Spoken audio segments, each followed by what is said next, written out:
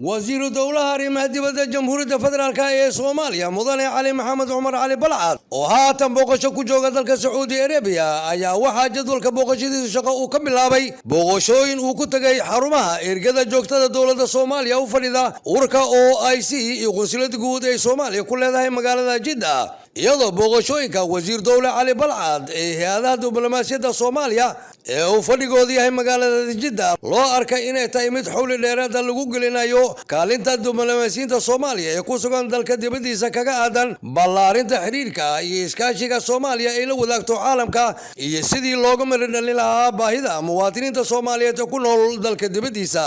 Haddaba wasiir dowlaha arrimaha dibadda ee Soomaaliya mudane cali maxamed cumar cali balcad ayaa booqashadiisu ka bilaabay xarunta ergada joogtada Soomaaliya ee urka OIC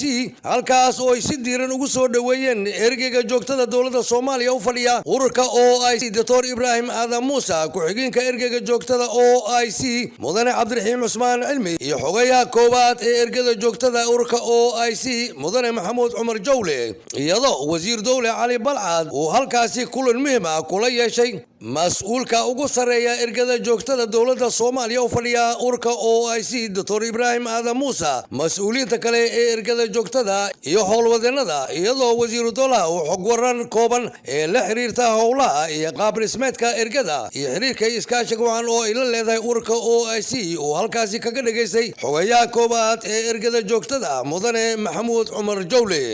haddaba intaasi kadib ayaa waxaa munaasabadaasi ka hadlay ergeyga joogtada Soomaaliya ee urka OIC Dr. Ibrahim Adam Musa oo ka waramay in jaangooyada iyo istiraatiijiyadda ergada joogtada Soomaaliya ay u dejisay horumarinta cilaaqaadka Soomaaliya ee urka OIC iyo dunida Islaamka intaba ay ergadu taasi ku saleysay aragtida iyo siyaasadda dowladda Soomaaliya ay ku jihaysan caalamka oo ay hoggaanka u tahay wasaaradda arrimaha dibadda ee dalka Soomaaliya.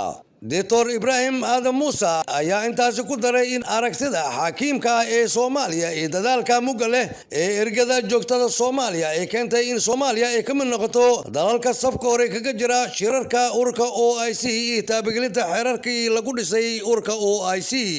wasiiru dowlaha arrimaha dibadda ee Soomaaliya mudane cali maxamed cumar cali balcad oo aad ugu reeqay fakarka wax ku oolka ah iyo arrimihii uu kala kulmay ergada joogtada Soomaaliya ayaa ku adkeeyay mas'uuliyiinta iyo diblomaasiyiinta ergada joogtada ee Soomaaliya in ay joogteeyaan dadaalka iyo waxqabadkooda mar haddii ay Soomaaliya u matalayaan urka iskaashiga wadamada Islaamka OIC oo ah urka labaad ee ugu weyn adduunka marka laga reebo qaramada midoobay. haddaba wasiiru dowlaha arrimaha dibadda ee dalka Soomaaliya mudane cali maxamed cumar cali balcad ayaa intaasi kadib u soo gudbay xarunta qunsuliyadda guud ee Soomaaliya ee magaalada Jidda halkaas oo ay si diiran ugu soo dhaweeyeen qunsulka guud Soomaaliya u fadhiya magaalada Jidda mudane Ahmed Maxamuud Diiri Macruuf qunsul ku-xigeenka mudane Yuusuf Salaan Xasan Xadaan diblomaasiyiinta iyo howlwadeenada qunsuliyadda iyadoo wasiiru dowlaha uu durbadiiba kormeer uu ugu kurgalayo qaab socodka howlaha qunsuliyadda oo ku maray qeybaha qunsuliyadda isagoo ka bilaabay xafiiska socdaalka iyo jinsiyada qunsuliyadda iyo qeybaha kale ee adeegyada kala duwan u fidiya jaaliyadda Soomaaliyeed ee magaalada Jidda.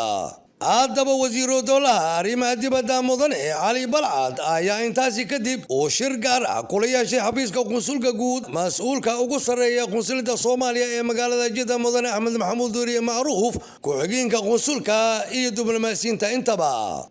haddaba munaasabadaasi ayaa waxaa ugu horreyntii warbixin tifatiran ka soo jeediyey qunsulka guud ee Soomaaliya u fadhiya magaalada Jidda mudane Axmed Maxamuud Diiri Macruuf oo ka xog waramay baaxadda howlaha qunsuliyadda ee u hayso mujtamaca Soomaaliyeed ee ku nool magaalada Jidda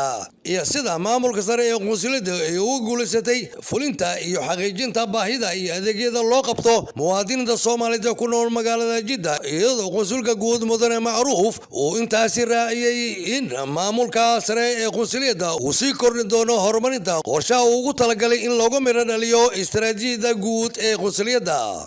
mudane cali balcad wasiir dowlaha arrimaha dibadda ee Soomaaliya oo halkaasi ka hadlay ayaa ugu horreyntii muujiyay sida uu ugu riyaaqay habsami u socodka howlaha qeybaha qunsuliyadda oo ku tilmaamay intaasi ay ku timid xiriirka iyo wada shaqaynta hufan ee ka dhexaysa maamulka sare ee qunsuliyadda iyo mas'uuliyiinta qeybahaasi iyadoo wasiir dowlaha arrimaha dibadda mudane cali balcad uu kormeerkaasi kadib uu kulan gaar ah la yeeshay uu qaybsanaha hay-adda socdaalka iyo jinsadaha ee qunsuliyadda guud ee Soomaaliya ee magaalada Jidda mudane Axmed Lafoole iyadoo mas'uulkaasi hay-adda socdaalka iyo jinsadaha mudane Lafoole uu uga xog waramay wasiirka dowlaha arrimaha dibadda ee Soomaaliya howlaha ay u qabtaan jaaliyadda Soomaaliyeed oo uu ku tilmaamay in ay tahay mid ka turjumaysa nidaamka hay-adda socdaalka iyo jinsadaha ee dalka Soomaaliya ee u dejisay qaabka hanashada muwaadinka Soomaaliyeed ee arrimaha baasaboorka iyadoo wasiirka dowladda mudane Cali Balcad uu si weyn u soo dhaweeyay warbixinta xigmadaysan ee u qaybsanaasi